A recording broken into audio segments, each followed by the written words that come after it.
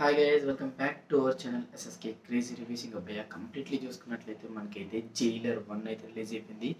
ఇంకా కంప్లీట్లీ ఒక BGM wise చూసుకున్న, సాంగ్స్ వైజ్ చూసుకున్న అండ్ కంప్లీట్గా చూసుకున్నట్లయితే ఈ మూవీలో మనకి డైలాగ్స్ ఏదైతే ఇప్పుడు బాగా ట్రెండ్ అయినటువంటి డైలాగ్స్ ఉన్నాయో వాటి వైజ్ చూసుకున్న జైలర్ అనేది మనకి చాలా అంటే చాలా బాగా ఇండియన్ థియేటర్స్ కూడా రోల్ చేసింది. బట్ ఇప్పుడు జైలర్ 2 కూడా అయితే మనకి రిలీజ్ అయిపోతుంది. సో జైలర్ 2లో కూడా అయితే మంచి మంచి ఇంట్రెస్టింగ్ క్యారెక్టర్స్ కానివ్వండి, ఇంకా మంచి మంచి స్టోరీ బిల్డింగ్ అయితే చాలా అంటే చాలా బాగా వర్కౌట్ అవుతుంది.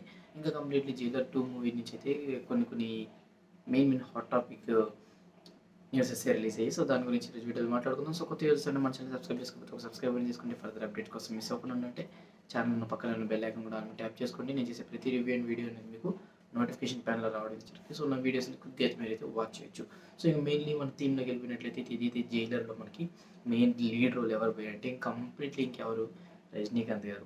సో రజనీకాంత్ గారి యొక్క కంప్లీట్ లుక్ అనేది మనకి జైలర్లో అయితే కనిపిపోతుందంట. సో ఇక్కడ జైలర్లో మనకి చూడబోయేది ఏంటంటే మనకి పాస్ట్ అంటే తన బ్యాక్గ్రౌండ్ లుక్ మనకి ఆల్మోస్ట్ జైలర్ 1లో మనకి ఆల్మోస్ట్ తన సన్ స్టోరీనే ఎక్కువ ఇన్వాల్వ్ అయింది. ఇంకా తను సన్ కోసం తను ఎలా పోరాడు అనేది స్టోరీ మీదే ఉంది. బట్ తన పాస్ట్ స్టోరీ ఏదైతే ఉందో అది అంత డీటెయిల్గా అయితే మనకి జైలర్ మూవీలో అయితే చూపించలేదు. అంటే వీడికి మన రజనీకాంత్ గారికి, మోహన్ లాల్కి, ఇంకా మన శివరాజ్ కుమార్ గారికి ఉన్న బాండింగ్ అనేది, సో ఈ విధంగా చూసుకున్నట్లయితే కంప్లీట్గా అయితే ఒక పెద్ద నెట్వర్క్ అయితే మనకి రజనీకాంత్ గారికి అయితే ఉంది. సో దానికి సంబంధించిన ఇన్ డెప్త్గా అయితే మనకి ఆ యొక్క జైలర్ 2లో అయితే మనకి కనిపిపోతుంట.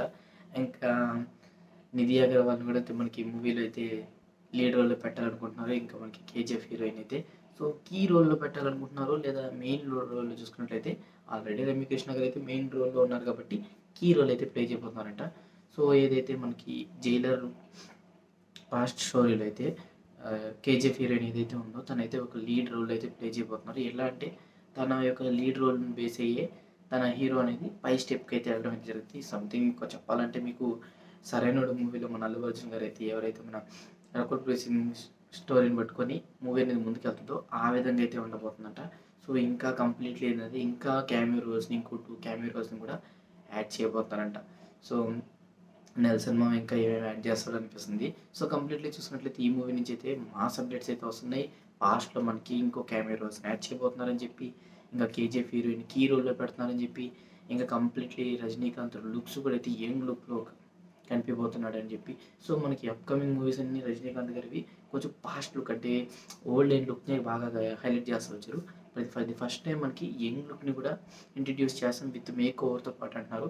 సో ఎంత మాత్రానికి ఇది కరెక్ట్ అనే దాన్ని బట్టి చూసుకున్నట్లయితే లుక్స్ ఏమన్నా పోస్టర్స్ ఏదైనా రివీల్ అయితే మేబీ దాంట్లో చూసి మనం ఐడెంటిఫై చేయొచ్చు. ఎందుకంటే పాస్ట్ అంటే ప్రీవియస్ వీడియోస్ చూసుకున్నట్లయితే మనం తలపతి గది greatest of the all time అని చెప్పి ఒక మూవీ రిలీజ్ అయింది. సో దాంట్లో అయితే మనకి యంగ్ లుక్ని రివీల్ చేయబోతున్నారు అనుకుంటే ఆ యంగ్ లుక్ కాస్త తేడా లుక్ అయిపోయింది. సో ఆ విధంగా ఉంటుంది కొన్ని మూవీస్ అయితే. సో దీని గురించి సంబంధించి అప్డేట్స్ అన్ని మనం ఫర్దర్గా వచ్చిన తర్వాత మాట్లాడుకుందాం. ఇంకా మెయిన్లీ ఈ హాట్ టాపిక్స్ విన్న తర్వాత మీరేమన్నారు కదా కామెంట్ సెక్షన్లో కామెంట్ చేసేయండి. మోర్ ఇంట్రెస్టింగ్ అప్డేట్స్ కోసం మన ఛానల్ సబ్స్క్రైబ్ చేసుకోకపోతే ఒక సబ్స్క్రైబ్ చేసుకోండి.